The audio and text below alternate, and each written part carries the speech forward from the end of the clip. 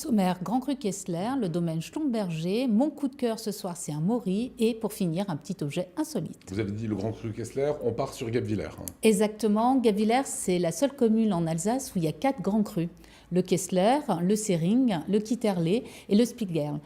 Et le Kessler, lui, se retrouve au centre de ces 4 grands crus. Il forme une sorte de cuvette, d'où l'origine de son nom qui veut dire chaudron. Voilà, ce sont les images qu'on voit derrière nous, comme ça un petit peu en coteau, on dirait visiblement. Exactement. Alors, le Kessler est très pentu puisqu'il peut avoir des secteurs à plus de 45 degrés. Donc on est vraiment sur un aménagement d'un grand cru en terrasse, obligatoirement, entouré de murets de pierres sèches. Ce que l'on peut dire aussi du Kessler, c'est que c'est un grand cru qui a une double exposition est et sud-est, qui repose sur un substrat de grès vosgien. Donc c'est un sol très léger, qui a une réserve hydrique très pauvre. Donc du coup, effectivement, réserve hydrique, ça veut dire qu'il y a peu d'eau en réserve. Mais par contre, la vigne, ce n'est pas un problème pour elle, parce qu'on a un système racinaire sur la vigne qui va en profondeur. Donc la vigne s'adapte parfaitement à ce type de sol. Richesse incroyable, vin qui est béni. Exactement.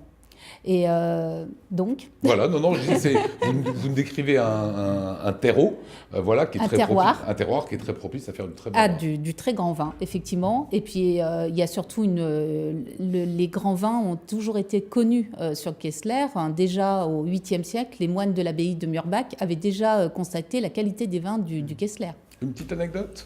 Alors, l'anecdote, c'est que, selon la légende, on aurait retrouvé un menhir au centre du Kessler, qui pourrait dire que ce lieu était riche en énergie, en fait, tout simplement. Qu'est-ce qu'on peut dire sur les vins ? Alors les vins, les Riesling se portent à merveille sur le haut de coteau, puisqu'ils préfèrent les sols pauvres, plutôt très pentus. Donc ça donne des vins qui sont très amples, très gras, avec beaucoup de finesse malgré tout.